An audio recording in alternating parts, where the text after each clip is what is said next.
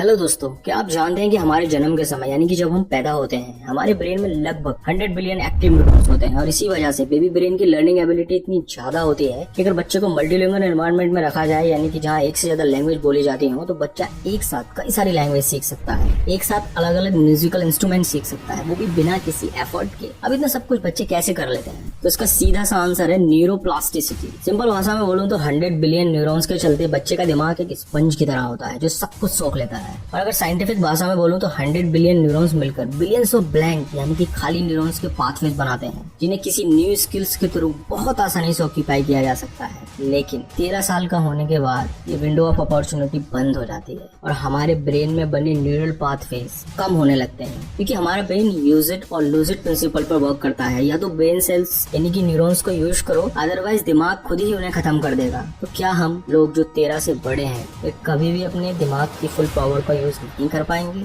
क्या हम फिर कभी भी न्यू स्किल्स को उतनी आसानी और एफिशिएंसी के साथ नहीं सीख पाएंगे? तो ऐसा कुछ नहीं है। आज की साइंस बहुत ज्यादा एडवांस हो चुकी है और न्यूरोजेनेसिस के थ्रू हम अपने दिमाग की न्यूरोप्लास्टिसिटी यानी कि दिमाग में न्यूरॉन्स के सर्किट्स या पाथवेज को इंक्रीज कर सकते हैं। अब आप सोच रहे होंगे कि यार ये न्यूरोजेनेसिस क्या भला है? तो सुनो, 1980 में जो neuro scientist Fernando Nottebohm song birds के ब्रेन पर रिसर्च कर रहे थे, उन्होंने पाया कि जब बर्ड्स न्यू सॉन्ग सीख रहे थे तो उनके ब्रेन में कुछ डिफरेंट एक्टिविटीज हो रही थी। और फर्दर रिसर्च करने पर यह पता चला कि असल में गाना सीखते समय बर्ड्स के ब्रेन न्यू सेल्स प्रोड्यूस कर रहे थे। और जब ऐसी ही काफी सारी रिसर्च इंसानी दिमाग पर की गई तो पता चला कि हमारे दिमाग के कुछ हिस्सों में जैसे कि हिप्पोकैम्पस और सब वेंट्रिकुलर जोन में न्यू ब्रेन सेल्स यानी कि न्यूरॉन्स बनते हैं। और ज्यादा स्टडी करने पर यह पता चला कि हमारा ब्रेन डेली लगभग 700 to 800 न्यूरॉन्स प्रोड्यूस करता है। न्यूरॉन्स की ये संख्या इतनी कम होती है कि इनसे हमारे ब्रेन की एबिलिटी पर कोई असर नहीं पड़ता। But according to doctor Brant Cortright के अनुसार ब्रेन में न्यूरोजेनेसिस के प्रोसेस को 5 गुना या उससे ज्यादा तक इंक्रीज किया जा सकता है, जिसके बारे में उन्होंने अपनी book the neurogenesis diet and lifestyle में बताया है। सो चलिए जानते हैं how to increase neurons in the brain. First है न्यूरोजेनेसिस एक्सरसाइजेस। एक्सरसाइज के लाइफ चेंजिंग बेनिफिट्स के बारे में तो हम सब जानते हैं, लेकिन क्या आप ये जानते हैं कि अलग अलग एक्सरसाइजेस का हमारे माइंड और बॉडी पर अलग अलग असर होता है? फॉर एग्जाम्पल, जब न्यूरो साइंटिस्ट ये रिसर्च कर रहे थे कि किस एक्सरसाइज को करने से हमारा ब्रेन सबसे ज्यादा न्यूरॉन्स प्रोड्यूस करता है तो चौंका देने वाली फैक्ट सामने आए। स्ट्रेंथ एक्सरसाइज जैसे कि जिम में वेट उठाना या स्ट्रेचिंग एक्सरसाइज से हमारा ब्रेन ना के बराबर न्यूरॉन्स प्रोड्यूस करता है। और वहीं एरोबिक एक्सरसाइज जैसे कि वॉकिंग के ब्रेन में सबसे ज्यादा न्यूरॉन्स प्रोड्यूस होते हैं। ये इंटरेस्टिंग फैक्ट मुझे इस टॉपिक की और गहराई में लेके गया तो कुछ चौंका देने वाली इन्फॉर्मेशन मेरे सामने आई। जैसे कि दुनिया में जितने भी ग्रेट माइंड हुए हैं जैसे कि Leonardo da Vinci, Nikola Tesla, Swami Vivekananda, Albert Einstein, Beethoven, Charles Dickens, Charles Darwin, Steve Jobs या फिर ग्रेट फिलोसोफर गोथे, इन सब लोगों में एक बात कॉमन थी कि ये लोग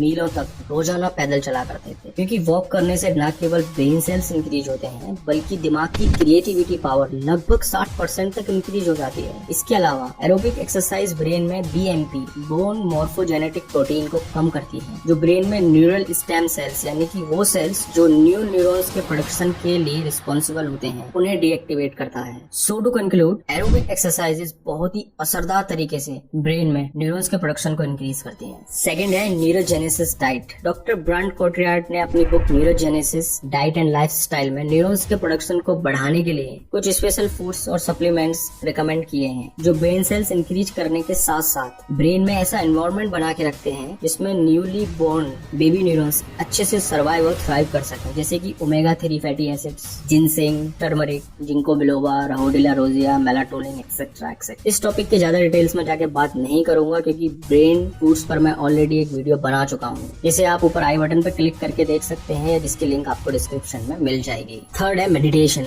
मेडिटेशन के बेनिफिट्स के बारे में ऐसा कहा जाता है कि वो एंडलेस है और जब बात दिमाग के वेल बीइंग की आए तो आप मेडिटेशन को नेग्लेक्ट कर ही नहीं सकते। मेडिटेशन ये केवल ऐसा तरीका है जिसको करने से ब्रेन में न्यूरोजेनेसिस और न्यूरोप्लास्टिसिटी दोनों इंक्रीज होते हैं क्योंकि मेडिटेशन के दौरान हमारे ब्रेन में कुछ इंपॉर्टेंट केमिकल्स रिलीज होते हैं जैसे कि सेरोटोनिन, मेलाटोनिन, गाबा, एंडोर्फिन एक्सेट्रा एक्सेट्रा। ब्रेन में इन केमिकल्स का काम अलग अलग है, लेकिन अगर एक लाइन में बोलूं तो इन्हीं केमिकल्स के चलते ब्रेन नेगेटिव पैटर्न्स को रिमूव कर न्यू पॉजिटिव कनेक्शन फॉर्म करता है जिसका डायरेक्ट डायरेक्ट असर हमारे फोकस, कंसंट्रेशन और इंटेलिजेंस पर पड़ता है। इसके अलावा जब हम रोजाना मेडिटेशन करते हैं तब ब्रेन का हिप्पोकैम्पस वाला हिस्सा बढ़ने लगता है और ब्रेन के इसी हिस्से में न्यूरोजेनेसिस यानी कि न्यू न्यूरॉन्स बनते हैं। मतलब कि जितना बड़ा हिप्पोकैम्पस उतने ज्यादा न्यूरॉन्स ब्रेन में प्रोड्यूस होंगे और जितने ज्यादा न्यूरॉन्स ब्रेन में होंगे उतने ज्यादा आप इंटेलिजेंट होंगे। और अब ऐसा बिल्कुल नहीं है कि इन बेनिफिट्स के लिए आपको घंटों मेडिटेशन करना है। अकॉर्डिंग टू साइंटिफिक स्टडी रोजाना 30 to 40 मिनट्स मेडिटेशन करने से हिप्पोकैम्पस का साइज इंक्रीज होने लगता है। लास्ट है लर्निंग। दुनिया में ज्यादातर लोग अपने दिमाग को डेली बेसिस पर चैलेंज नहीं करते हैं, जिसके चलते उनके दिमाग में न्यू न्यूरॉन्स के सर्किट्स नहीं बन पाते। और जैसा कि हम सब जानते हैं कि हमारा ब्रेन यूज इट और लूज इट प्रिंसिपल पर वर्क करता है, तो इसी कारण से उन लोगों की इंटेलिजेंस भी सीमित रह जाती है। ये ठीक उसी तरह वर्क करता है जैसे कि एक्सरसाइज के दौरान हमारी बॉडी, जब हम एक्सरसाइज करते हैं तब बॉडी के टिश्यूज फटने लगते हैं और उन फटे हुए टिश्यूज को रिपेयर करने के लिए बॉडी नए टिश्यूज को प्रोड्यूस करती है, जिससे बॉडी धीरे धीरे स्ट्रॉन्ग होने लगती है। इसी तरह जब ब्रेन को डेली बेसिस पर उसकी मैक्सिमम कैपेसिटी तक यूज किया जाए तो ब्रेन भी न्यू ब्रेन सेल प्रोड्यूस कर अपनी कैपेसिटी को इंक्रीज करने लगता है। The more you will learn the more you will be adding neurons. इसीलिए जितने भी सक्सेसफुल लोग हैं उनका सीखना कभी खत्म नहीं होता और इसी के चलते वो इतने इंटेलिजेंट भी होते हैं। सो अगर आप भी ये चाहते हैं कि आपका ब्रेन भी खूब सारे न्यू ब्रेन सेल प्रोड्यूस करे और आप भी एक इंटेलिजेंट इंसान बन जाए तो exercise your brain by reading, writing and visualising. क्योंकि सिक्स पैक्स ऐप भी अच्छे सप्लीमेंट खाने से नहीं बल्कि मेहनत करने से बनते हैं। सो दैट्स इट दोस्तों, मैंने अपना काम कर दिया, अब आपकी बारी। अगर इन्फॉर्मेशन अच्छी लगी हो तो लाइक करें, सब्सक्राइब करें, घंटे का पूरा इस्तेमाल करने के लिए उस पर क्लिक कर दें और अगर ये सब कर दिया है तो थैंक यू सो मच।